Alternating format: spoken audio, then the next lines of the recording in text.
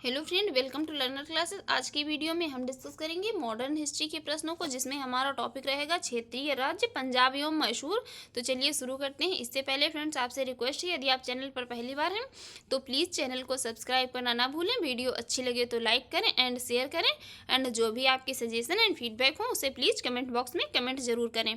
तो चलिए शुरू करते हैं। देखते हैं पहला क्वेश्चन है यहाँ पर, रणजीत सिंह के राज्यों में सम्मिलित था। रणजीत सिंह के राज्यों में सम्मिलित था। यहाँ पर सिर्फ हम राइट आंसर को ही डिस्कस करेंगे, जिससे कि वीडियो ज़्यादा लंबी ना हो सके। तो यहाँ पर राइट आंसर होगा ऑप्शन डी, श्रीनगर। रणजीत सिंह के राज्यों में सम्मिलित था श्रीनगर। बाकी ये दिल्ली, काबुल, मकराना जो हैं ये रणजीत सिंह के राज्यों में सम्मिलित नहीं थे। देखते हैं इसकी एक्सप्लेन। रणजीत सिंह का जन्म 13 नवंबर 1780 को शुकर चाकिया जो है मिस्र के मुखिया महासिंह के घर हुआ था। महाराणा रणजीत सिंह और अंग्रेजों के बीच 25 अप्रैल 1809 को अमृतसर की संधि हुई। संधि का तात्कालिक प्रभाव यह हुआ कि रणजीत सिंह का सतलज पार के सिख राजाओं के ऊपर प्रभुत्व जमाने का स्वप्न टूट गया।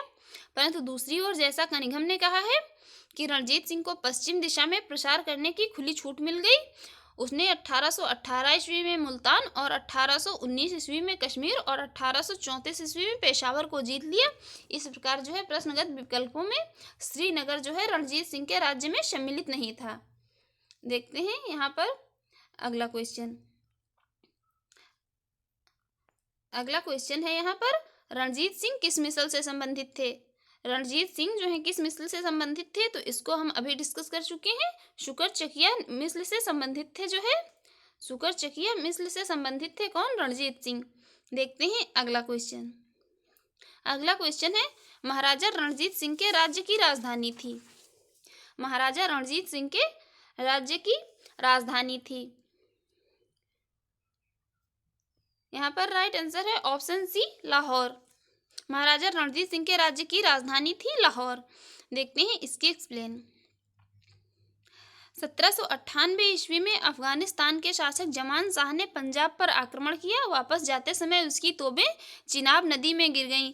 ये स्टेटमेंट बहुत इंपॉर्टेंट है, यहाँ से कई बार क्वेश्चन बनता है कि जो ये अफगानिस्तान के शासक जमान शाह ने पंजाब पर आक्रमण किया था और वापस जाते समय उसकी तोपें किस नदी में गिर गई थी। तो ये यहाँ पर नर्मदा, ताप्ती और झेलम कई नदियाँ दे देता है, इसलिए यहाँ पर राइट आंसर होगा जो है चिनाब नदी। चिनाब नदी में उसकी तोपें गिर गई थी। रणजीत सिंह ने उन्हें निकलवाकर वापस भिजवा दिया।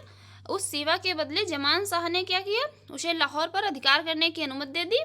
1799 ईस्वी में रणजीत सिंह ने जो है तत्काल लाहौर पर अधिकार कर लिया तथा उसे अपनी राजधानी बनाया। ये डेट भी याद रखिए, कब, 1799। देखते हैं अगला क्वेश्चन है, रणजीत सिंह ने सुप्रसिद्ध कोहिनूर हीरा प्राप्त किया था। यहाँ पर राइट आंसर होगा ऑप्शन ए, शाहसूजा से। रणजीत सिंह ने सुप्रसिद्ध जो है कोहिनूर हीरा था, इसे शाहसूजा से प्राप्त किया था। देखते हैं एक्सप्लेन में कैसे प्राप्त किया था। पंजाब अहमद शाह अब्दाली के साम्राज्य का भाग था, परंतु 1773 ईस्वी में उसकी मृत्यु के पश्चात मुल्तान, कश्मीर इत्यादि कुछ छोटे छोटे भागों को छोड़कर शेष पर सिख मिसलों का अधिकार हो गया। उधर जो है अफगान के आंतरिक झगड़ों के कारण रणजीत सिंह को अपनी स्थिति दृढ़ करने का अवसर मिल गया। 1800 ईस्वी में अहमद शाह अब्दाली का पुत्र शाहसूजा काबुल की गद्दी पर बैठा, परंतु उसके भाई जो थे शाह महमूद ने शक्तिशाली बरगजई सरदारों फतह खां और दोस्त मुहम्मद की सहायता से उससे जो है 1809 ईस्वी में क्या किया, हटा दिया तथा स्वयं कश्मीर और पेशावर पर अधिकार कर लिया। इसी अवसर पर शाह सूजा ने जो है काबुल का राज्य प्राप्त करने के लिए रणजीत सिंह से सहायता मांगी और उन्हें कोहिनूर हीरा भेंट में दे दिया, जिसे कोह ए नूर भी कहा जाता है। कोहनूर हीरा को शाह सूजा ने जो है इन्हें रणजीत सिंह को मदद के बदले जो है भेंट में दे दिया। देखते हैं अगला क्वेश्चन है, यहाँ पर स्टेटमेंट दिया है, बताना है ये स्टेटमेंट किसका है।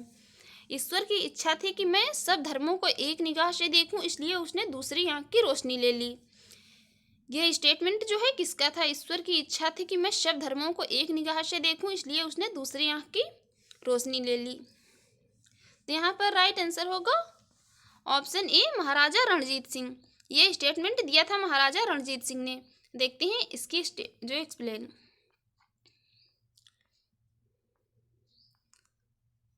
रणजीत सिंह का जन्म जो है 13 नवंबर 1780 को जो शुक्र मिश्र के मुखिया महाराज, वह 12 वर्ष के ही थे तो उनके पिता का स्वर्गवास हो गया था। और 1792 से 1797 ईस्वी तक वह प्रतिशासन परिषद, जिसमें उनकी माता, सास और दीवान लखपत राय थे, ने शासन कार्य चलाया। 1797 ईस्वी में उन्होंने समस्त कार्य जो है स्वयं संभाल लिया। अब रणजीत सिंह ने जो है लाहौर पर 1799 ईस्वी में, अमृतसर पर 1805 में तथा फरीदकोट, मालेर कोटला और अंबाला पर 1808 ईस्वी में विजय प्राप्त की। रणजीत सिंह एक योग्य शासक थे। उन्होंने कहा था ईश्वर की इच्छा थी कि मैं सब धर्मों को एक निगाह से देखूं, इसलिए उसने दूसरी आंख की रोशनी ले ली। उनकी एक आंख की जो है रोशनी चली गई थी, ये स्टेटमेंट उसी समय उन्होंने दिया था। देखते हैं अगला क्वेश्चन। अगला क्वेश्चन है यहाँ पर, महाराजा रणजीत सिंह के उत्तराधिकारी थे। महाराजा रणजीत सिंह के उत्तराधिकारी थे। राइट आंसर ऑप्शन बी, खड़ग सिंह। खड़ग सिंह महाराजा रणजीत सिंह के उत्तराधिकारी थे। देखते हैं एक्सप्लेन इसकी। 1839 ईस्वी में रणजीत सिंह की मृत्यु के बाद उनका पुत्र खड़ग सिंह जो है सिंहासन पर बैठा था। देखते हैं अगला क्वेश्चन। फ्रेंड्स, आप लोग प्लीज़ चैनल को सब्सक्राइब करते रहा करें, वीडियो अच्छी लगा करें तो लाइक भी कर दिया करें। देखते हैं अगला क्वेश्चन क्या है। अगला क्वेश्चन है, सिख राज्य का अंतिम राजा कौन था? सिख राज्य का अंतिम राजा कौन था? तो राइट आंसर यहाँ पर ऑप्शन डी, दलीप सिंह। सिख राज्य का अंतिम राजा था दलीप सिंह। महाराजा दलीप सिंह सिंह साम्राज्य के अंतिम शासक थे। उन्होंने 1843 से 1849 ईस्वी तक शासन किया था। किसने? दलीप सिंह ने। देखते हैं अगला क्वेश्चन। अगला क्वेश्चन है, पंजाब के पूर्व महाराजा दलीप सिंह के विषय में निम्नलिखित में से कौन सा एक कथन सत्य है? यहाँ पर 4 स्टेटमेंट दिए हुए हैं और बताना है महाराजा जो है दलीप सिंह सिख राज्य के जो अंतिम शासक थे उनके विषय में कौन सा एक स्टेटमेंट करेक्ट है। यहाँ पर राइट आंसर है ऑप्शन ए, 23 अक्टूबर 1893 को उनका निधन पेरिस में हुआ था। बाकी ये तीनों स्टेटमेंट जो है बी, सी, डी इनकरेक्ट हैं। देखते हैं इसकी एक्सप्लेन।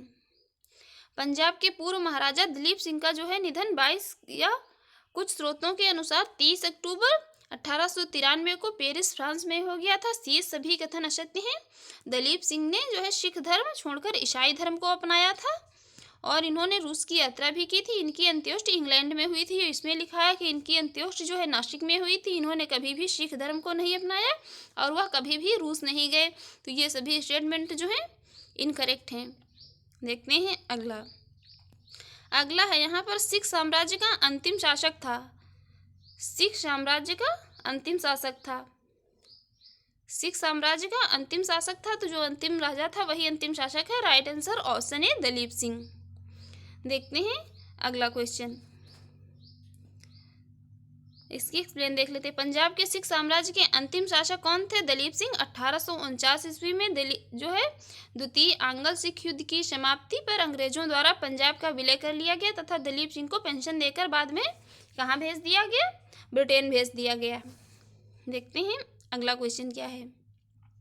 अगला क्वेश्चन है यहाँ पर, पंजाब के विलय के पश्चात पंजाब पर शासन करने के लिए निम्नलिखित में से कौन 3 की परिषद का सदस्य नहीं था? यहाँ पर राइट आंसर है A and D. H M. Elliot और रॉबर्ट मॉन्टगोमरी, ये दोनों नहीं थे। देखते हैं इसकी एक्सप्लेन। पंजाब में ब्रिटिश साम्राज्य में विलय के बाद लॉर्ड डलहौजी ने जो है 1849 ईस्वी में पंजाब पर शासन करने के लिए 3 लोगों की एक परिषद का गठन किया, जिसमें कौन कौन थे? 3 लोगों की एक परिषद का गठन किया गया, जिसमें सर हेनरी लॉरेंस को अध्यक्ष तथा जॉन लॉरेंस और चार्ल्स ग्रेनविले मानसेल को सदस्य के रूप में नियुक्त किया गया। इसमें था नहीं कौन? एच.एम. एलियट तथा रॉबर्ट मॉन्टगोमरी इस परिषद से जो संबंधित नहीं थे। यहाँ पर ये जॉन लॉरेंस और सर हेनरी लॉरेंस संबंधित थे, बाकी ये एच.एम. एलियट और रॉबर्ट मॉन्टगोमरी ये दोनों नहीं संबंधित थे। देखते हैं अगला क्वेश्चन। अगला क्वेश्चन है, प्रथम आंग्ल मैसूर युद्ध 1766-69 ईस्वी में जो हुआ था उसमें कौन विजयी हुआ? प्रथम आंग्ल मैसूर युद्ध में कौन विजय हुआ जो 1766 ईस्वी से लेकर 69 ईस्वी तक चला था? यहाँ पर राइट आंसर है ऑप्शन बी, हैदर अली। देखते हैं इसकी एक्सप्लेन।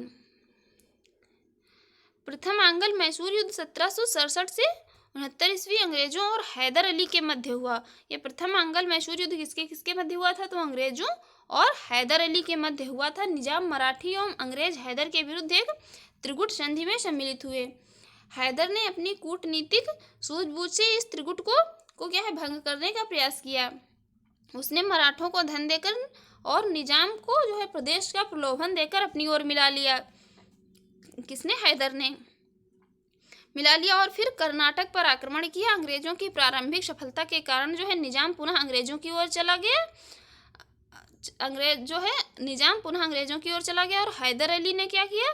ये उत्साहपूर्वक लड़ते हुए 1768 ईस्वी में इन्होंने क्या किया? मंगलौर पर अधिकार कर लिया। मार्च 1769 ईस्वी में उनकी सेनाएं जो है मद्रास तक पहुंची और अंग्रेजों ने व्यवस्था में हैदर अली की शर्तों पर 4 अप्रैल 1769 को मद्रास की संधि कर ली। तो ये मद्रास की संधि इंपॉर्टेंट है, ये पूछी जाती है कब हुई थी? तो ये 1769 ईस्वी में 4 अप्रैल को ये जो है किसके किसके बीच हुई थी? तो अंग्रेजों और हैदर अली के मध्य हुई थी मद्रास की संधि। किसमें हुई थी? तो ये प्रथम आंग्ल मैसूर युद्ध में हुई थी मद्रास की संधि। देखते हैं अगला क्वेश्चन। अगला क्वेश्चन है निम्नलिखित में से कौन 1755 में जो है डिंडीगुल मैसूर में एक आधुनिक शस्त्रागार की स्थापना की? इनमें से किसने जो है 1755 में डिंडीगुल मैसूर में एक आधुनिक शस्त्रागार की स्थापना की थी? यहाँ पर राइट आंसर है ऑप्शन बी, हैदर अली। ऐसा किया था हैदर अली ने। देखते हैं इसकी एक्सप्लेन।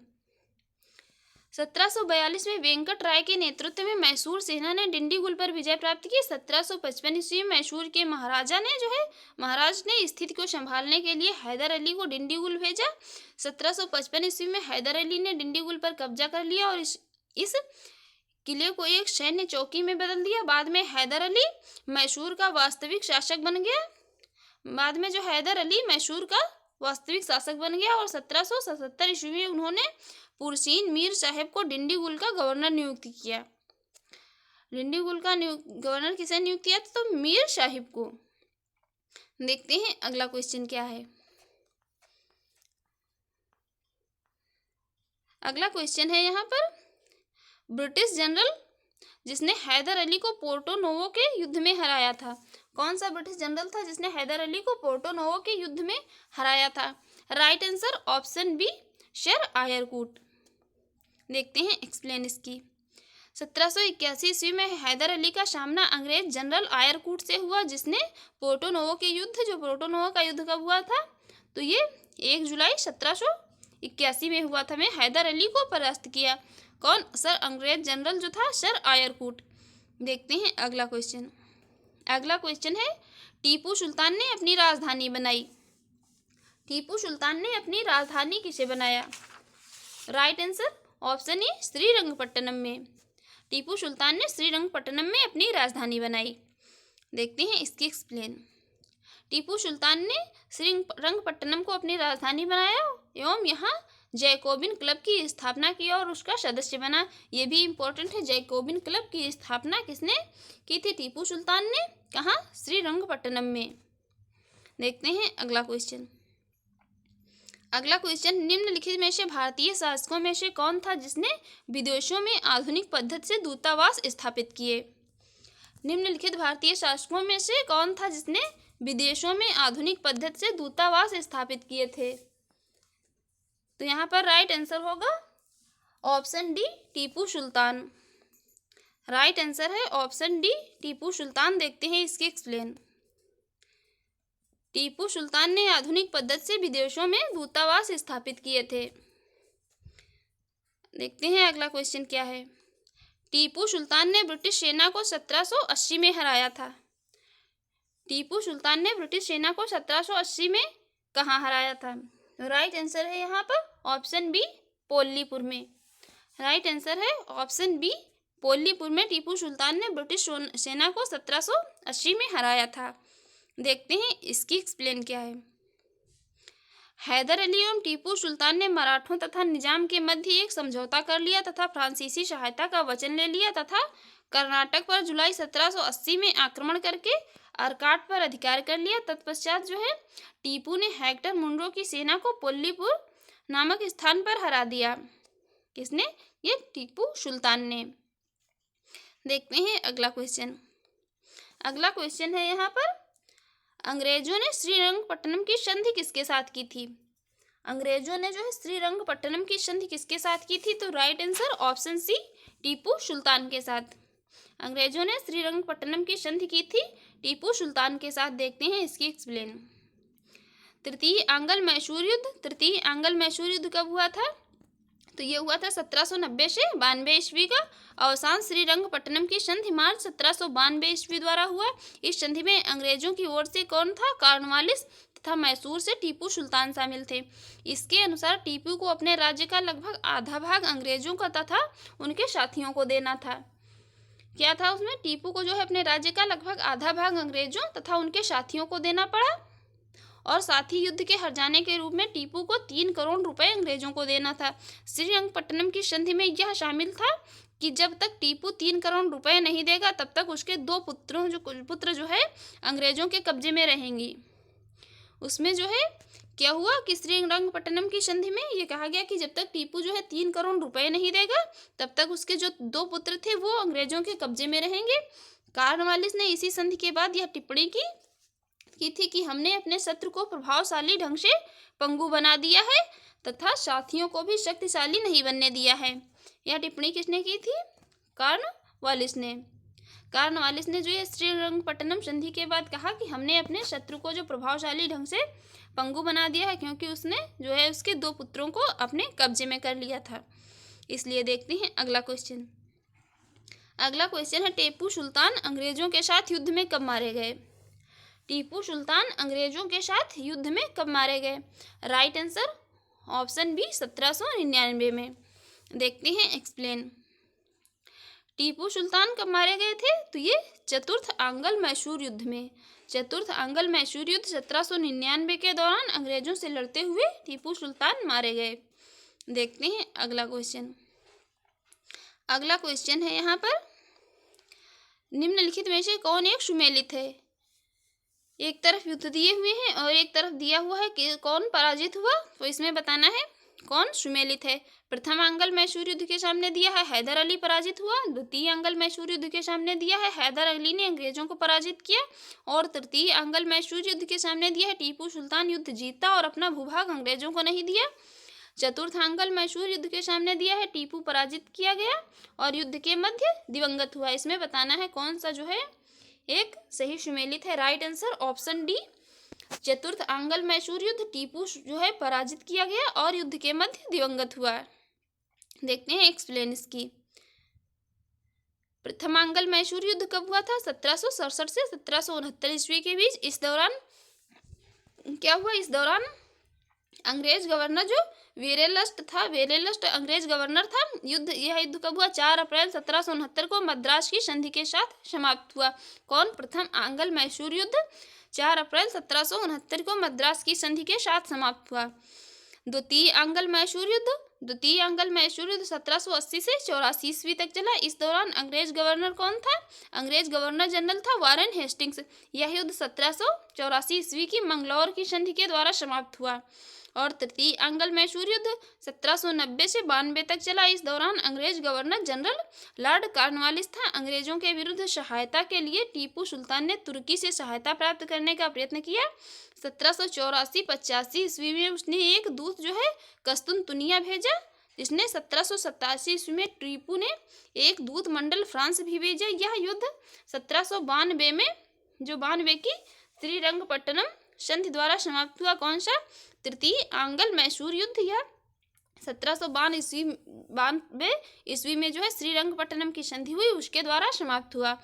देखते हैं चतुर्थ आंग्ल जो है मैसूर युद्ध।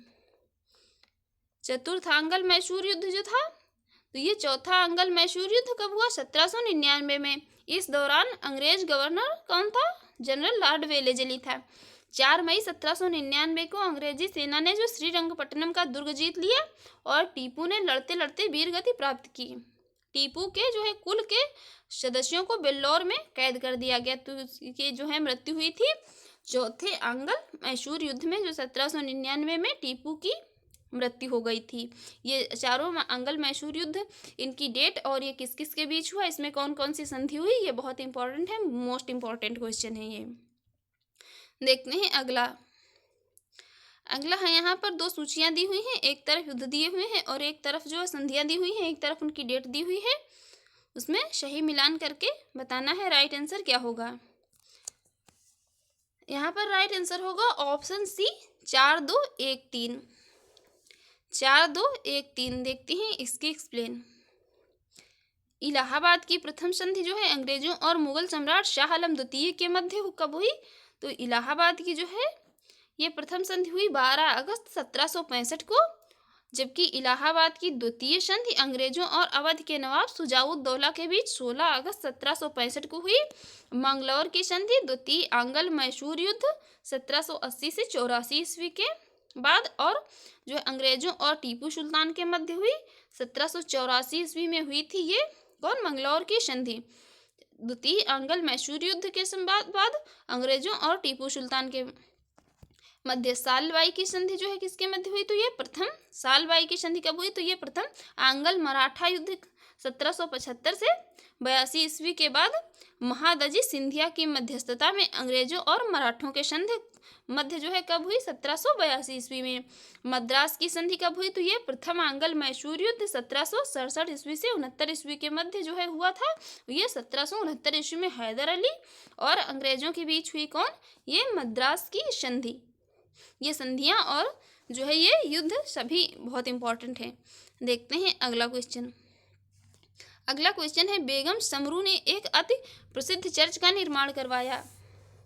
बेगम समरू ने एक अति प्रसिद्ध चर्च का निर्माण करवाया। तो राइट आंसर ऑप्शन सी, शरधना में। देखते हैं इसकी एक्सप्लेन। बेगम समरू 1750 से 1836 ईस्वी के मध्य जो है एक अति प्रसिद्ध चर्च का निर्माण मेरठ के निकट शरधना में कराया। ये शरधना कहाँ है? तो ये है मेरठ में। देखते हैं अगला क्वेश्चन। अगला क्वेश्चन, यहाँ पर निम्न कथनों में से कौन सा एक सही नहीं है? यहाँ पर 4 स्टेटमेंट दिए हुए हैं, उसमें बताना है कौन सा एक सही नहीं है। तो राइट आंसर है ऑप्शन ई, अली मर्दान खान ने बंगाल में राजस्व कृषि पद्धति प्रारंभ की। यही स्टेटमेंट सही नहीं है, बाकी ये जो है तीनों स्टेटमेंट सही हैं। महाराजा रणजीत सिंह ने लाहौर में तोपों के निर्माण के लिए आधुनिक ढलाई खाने स्थापित किए। आमेर में सवाई जयसिंह ने यूक्लिड के रेखागणित के तथ्यों का जो है क्या किया? संस्कृत में अनुवाद कराया। और मैसूर में टीपू सुल्तान ने श्रृंगेरी देवी जो है श्रृंगेरी मंदिर में देवी शारदा की मूर्ति के निर्माण के लिए धन भी दिया। ये B-C-D तीनों स्टेटमेंट सही हैं। पहला स्टेटमेंट जो है सही नहीं है, और ये हमें जो है नहीं वाला वर्ड बहुत ही ध्यान से देखना है। देखते हैं इसकी एक्सप्लेन। रणजीत सिंह ने तोप खाने पर अधिक बल दिया तथा लाहौर में जो है रणजीत सिंह ने क्या किया? रणजीत सिंह ने तोप खाने पर अधिक बल दिया तथा लाहौर तथा अमृतसर में तोपें, गोला बारूद बनाने के कारखाने लगाए। किसने? रणजीत सिंह ने। आमेर के सवाई जयसिंह ने यूक्लिड के रेखागणित के तत्वों का संस्कृत में अनुवाद कराया। सवाई जयसिंह ने क्या किया? सवाई जयसिंह ने कहाँ कहाँ जो है ये वेधशालाएं बनवाई? तो सवाई जयसिंह ने जयपुर, दिल्ली, बनारस आदि नगरों में 5 वेधशालाएं बनवाई। टीपू सुल्तान ने क्या किया? टीपू सुल्तान ने श्रृंगेरी मंदिर में देवी शारदा देवी की मूर्ति के लिए निर्माण के लिए धन दिया, जबकि बंगाल में राजस्व कृषि पद्धति प्रारंभ करने का श्रेय किसे दिया गया? अली मर्दान खान को नहीं, बल्कि किसे? मुर्शीद कुली खान को। ये बंगाल में राजस्व कृषि पद्धति प्रारंभ करने का श्रेय दिया जाता है किसे? मुर्शीद कुली खान को, जो कि बंगाल का अंतिम नवाब था। देखते हैं अगला क्वेश्चन क्या है। अगला क्वेश्चन है, यहाँ पर निम्नलिखित कथनों पर विचार कीजिए। यहाँ पर 3 स्टेटमेंट दिए हैं, उसमें बताना है कौन सा स्टेटमेंट जो है सही है। पहला है, पानीपत के तृतीय युद्ध में अहमद शाह अब्दाली ने इब्राहिम लोदी को पराजित किया।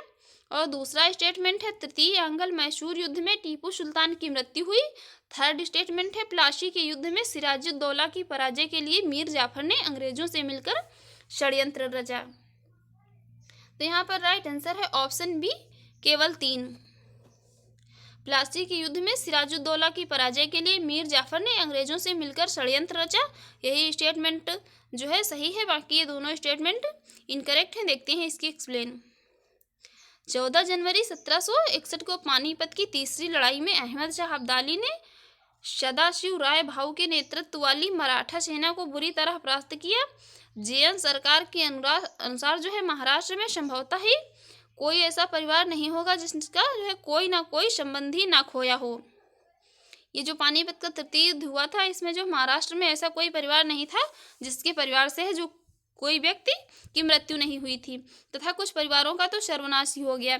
1790 से 92 ईस्वी में हुए तीसरे आंग्ल मैसूर युद्ध में टीपू सुल्तान केवल पराजित हुआ था, उसकी मृत्यु नहीं हुई थी। श्रीरंगपट्टनम की संधि से जो है युद्ध विराम संपन्न हुआ।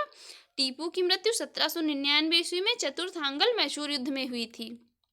और प्लासी के युद्ध जो 1757 ईस्वी में मीर जाफर ने अंग्रेजों से मिलकर सिराजुद्दौला के विरुद्ध षड्यंत्र रचा था, जबकि अन्य षड्यंत्रकारियों में कौन था? शाहूकार जगत, सेठ राय दुर्लभ तथा अमीन चंद्र प्रमुख थे। इसलिए यहाँ पर जो है केवल थर्ड स्टेटमेंट ही सही है और बाकी ये जो है दो स्टेटमेंट इनकरेक्ट हैं। फ्रेंड्स, आपको यदि हमारी वीडियो अच्छी लगी हो तो प्लीज़ चैनल को सब्सक्राइब जरूर करें, लाइक करें एंड शेयर करें।